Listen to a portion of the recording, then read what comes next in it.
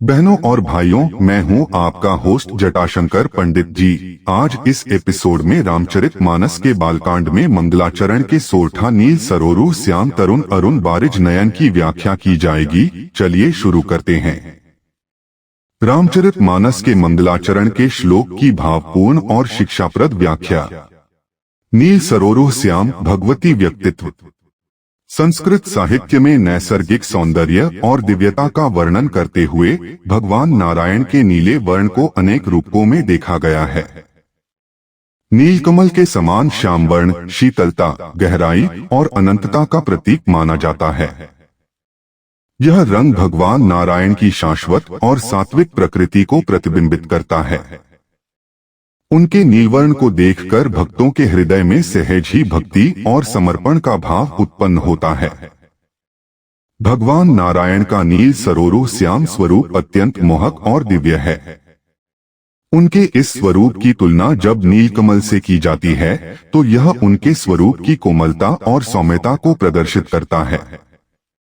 संस्कृत साहित्य में इसे उनका दिव्या रूप कहा गया है, जो जीवन की वास्तविकता और ईश्वर के अद्वितीय सौंदर्य को दर्शाता है।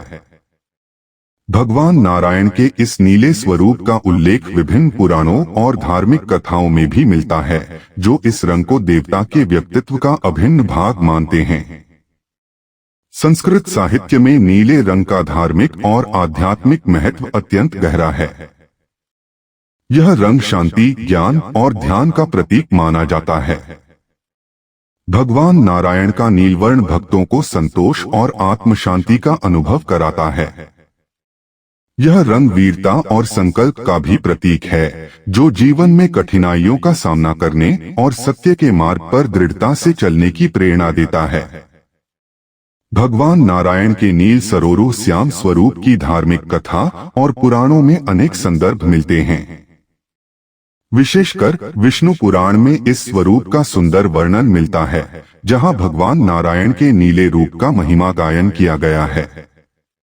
इसके अतिरिक्त श्रीमद् भगवद गीता और भगवतम महापुराण में भी इस स्वरूप का वर्णन आता है, जो भगवान नारायण की सर्वत्र व्याप्तता और अनंत प्रभाव को प्रदर्शित करता है।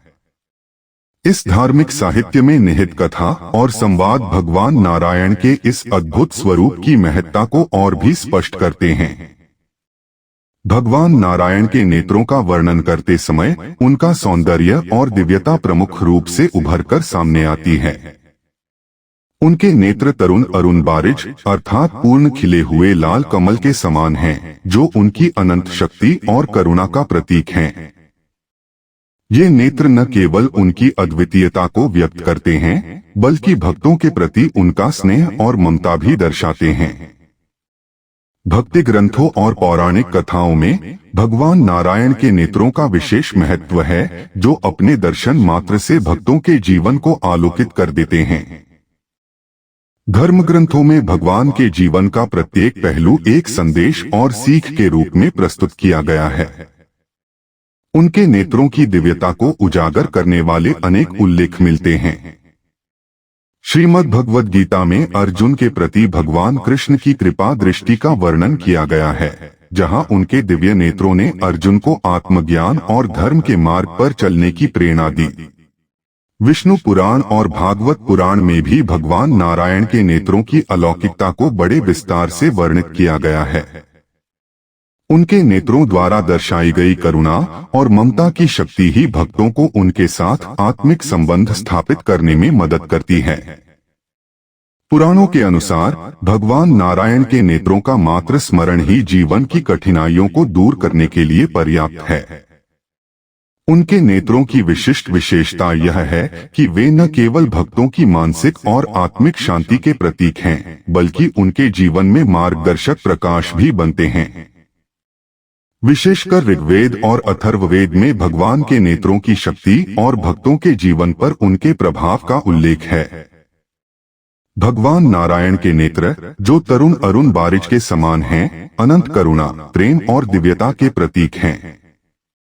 ये नेत्र उन्हें विशिष्ट बनाते हैं और उनके भक्तों के लिए प्रेरणा और शक्ति का स्रोत हैं। इनके दर्शन का मात्र स्मरण जीवन की महत्वाकांक्षा और लक्ष्यों को प्राप्त कराने में सहायक होता है। सदा क्षीरसागर शयन भगवान के निवास स्थल का वर्णन।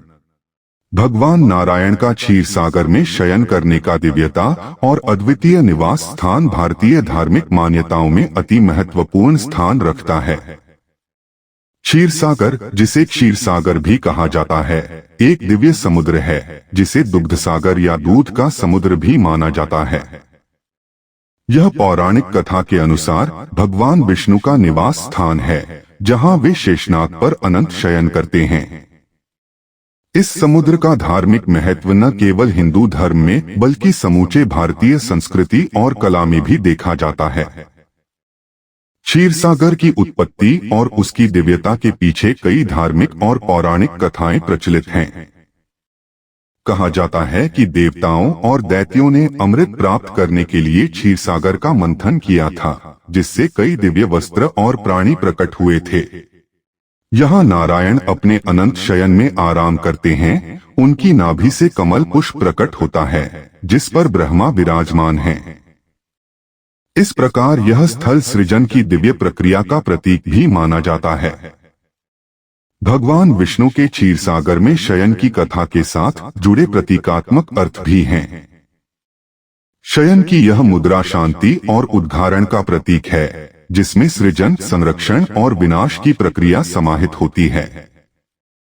वास्तुशास्त्र में भी क्षीरसागर और भगवान विष्णु के अनंत शयन का विशेष महत्व है, जिससे यह स्थल आध्यात्मिक ऊर्जा और सकारात्मक परिवर्तन का केंद्र माना जाता है। क्षीरसागर में वास करने वाले अन्य दिव्य प्राणियों का भी अपना महत्व है, जैसे शेषनाग, लक्ष्मी और गरुड़, जो भगवान नारायण के सेवक और सहचरी हैं। क्षीरसागर की कथा इसके धार्मिक और पौराणिक महत्व द्वारा भगवान नारायण की दिव्यता का अनुभव कराया जाता है। इस समुद्र का आश्रय स्थल न केवल भगवान के ठिकाने को दर्शाता है, बल्कि आस्था, शांति और सृजन की प्रतीकात्मकता को भी प्रकट करता है। बस आज का एपिसोड यहीं समाप्त करते हैं। अगले एपिसोड में अगली व्याख्या के साथ उपस्थित होंगे। यदि यह व्याख्या आपके हृदय को कहीं स्पर्श कर जाए तो आभार रूप में आप इसे शेयर और लाइक करना बिल्कुल भी न भूलें, ताकि अगले ज्ञानवर्धक एपिसोड का आप लाभ ले पाएं। इसी आशा के साथ आपसे विदा लेता हूं। जय जय सीताराम।